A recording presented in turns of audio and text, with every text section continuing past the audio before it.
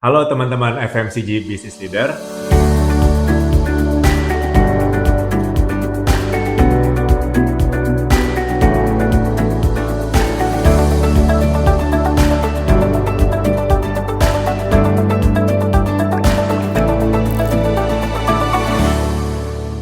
Hai FMCG Business Leader.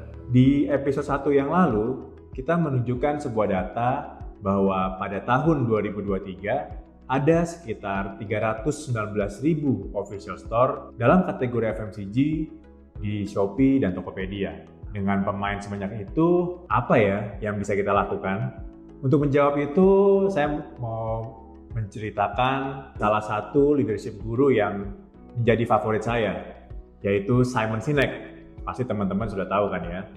Dalam bukunya yang terbaru berjudul Infinite Game, dia bercerita bahwa dunia bisnis itu berjalan seumur hidup tanpa batas waktu yang tetap, seringkali berganti-ganti dan berubah-ubah. Problemnya, banyak business leader yang menganggap dunia bisnis sebagai finite game, ada batas waktunya. Jadi bisnis seperti permainan sepak bola, ada waktu 2 kali 45 menit dan selalu ada yang menang dan ada yang kalah. Itu mindset finite game. Dalam mindset ini, business leader seringkali memandang bisnis sebagai sebuah kompetisi yang harus selalu unggul dari pemain lainnya. Dalam buku ini, Simon menawarkan mindset yang berbeda. Dia memperkenalkan konsep worthy rival, yaitu mereka yang memiliki kelebihan atau keunggulan untuk dijadikan pembelajaran bagi perkembangan bisnis kita. Jadi bukan sebagai lawan yang harus dikalahkan, tapi sebagai teman untuk dijadikan pembelajaran bagi bisnis kita. Sekarang, bagaimana caranya teman-teman FMCG Business Leader bisa belajar dari worthy rival dalam dunia e-commerce? Yuk, kita belajar dari salah satu klien kami. Sebagai catatan, bahwa semua nama yang akan kami ceritakan nanti adalah nama fiktif yang terinspirasi dari kisah yang sesungguhnya.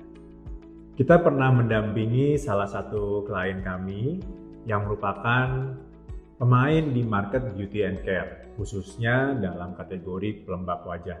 Sebut saja namanya Reva Skin. Mereka bercerita dan ingin tahu siapa sih market leader di kategori pelembab wajah. Ini data yang kami tunjukkan ke Reva Skin. Dari Kompas Dashboard, ternyata ada brand bernama Shuri Skin yang memimpin kategori pelembab wajah dengan market share sebesar 17,8%. Sementara Reva Skin sendiri urutan nomor 2 dengan market share sebesar 8,2%. Melihat data tersebut, Reva Skin cukup kaget karena sesungguhnya di market offline justru terbalik posisinya, di mana Reva Skin lebih unggul daripada Shuri Skin. Yang menarik, Reva Skin merespon data ini dengan menerapkan mindset infinite game, di mana mereka menganggap Shuri Skin sebagai worthy rival dan ingin belajar tentang keberhasilan Shuri Skin di market pelembab wajah. Maka kami menelusuri marketplace apa saja yang menjadi fokus dari Shuri Skin sehingga produk pelembab wajahnya bisa laris di pasaran. Ternyata dari data yang kami ambil dari kompas.co.id, penjualan yang terjadi didominasi di Shopee dengan market share sebesar 92,6%. Selanjutnya, Reva Skin ingin mencari tahu, kira-kira di Shopee sendiri produk apa sih yang menyumbang penjualan tertinggi untuk Shuri Skin di kategori pelembab wajah?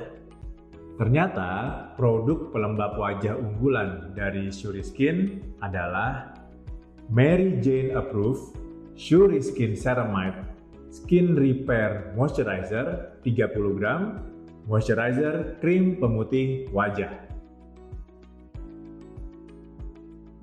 Melihat data ini, mereka nggak nyangka juga karena Reva Skin juga memiliki produk serupa dari sisi ingredients, yaitu Ceramide Whitening Day Cream. Tapi penjualan mereka baru mencapai 800 juta rupiah di market pelembab wajah dalam periode yang sama. Apa sih yang menyebabkan pelembab wajah ceramide dari Suriskin lebih laris? Ternyata ada beberapa hal yang bisa kita pelajari. Pertama, judul produk. Mari kita bandingkan judul produk dari Suriskin dan judul produk dari Revaskin. Suriskin menuliskan judul produknya dalam 6 bagian berikut. Pertama, objective keyword, yaitu Mary Jane Approved. Kedua, brand name, yaitu Suriskin. Ketiga, ingredients, yaitu ceramide. Keempat, key benefits, yaitu skin barrier repair. Kelima, volume atau size, yaitu 30 gram. Dan terakhir, product title, yaitu moisturizer krim pemutih wajah. Sementara Revaskin menulis judul produknya hanya dalam 2 bagian, brand name yaitu Revaskin dan product title yaitu Whitening Day Cream. Setelah mempelajari bagaimana Suriskin menggunakan 6 bagian dalam penulisan judul produknya, Revaskin terinspirasi untuk mengubah judul produknya di Shopee menjadi Selena Approved, Revaskin Ceramide, Whitening 12 gram, Moisturizer krim pemutih wajah. Kita menyadari bahwa penggunaan keyword secara lengkap dalam penulisan judul begitu penting, karena setiap marketplace sudah memiliki algoritma judul untuk memudahkan hasil pencarian dari user di marketplace tersebut.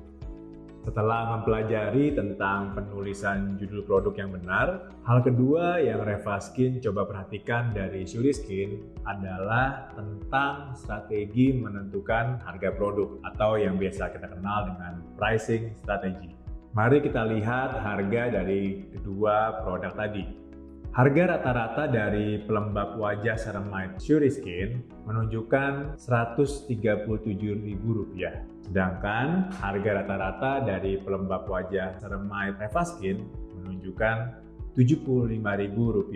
Dari kedua harga ini kita bisa lihat bahwa terkesan pelembab wajah ceramide Suriskin jauh lebih mahal daripada pelembab wajah ceramide Revaskin, Rp137.000 versus Rp75.000. Namun kalau kita lihat lebih jauh lagi, pelembab wajah dari Suriskin ada dalam ukuran 30 gram, sementara pelembab wajah dari Revaskin itu berada di ukuran 12 gram saja.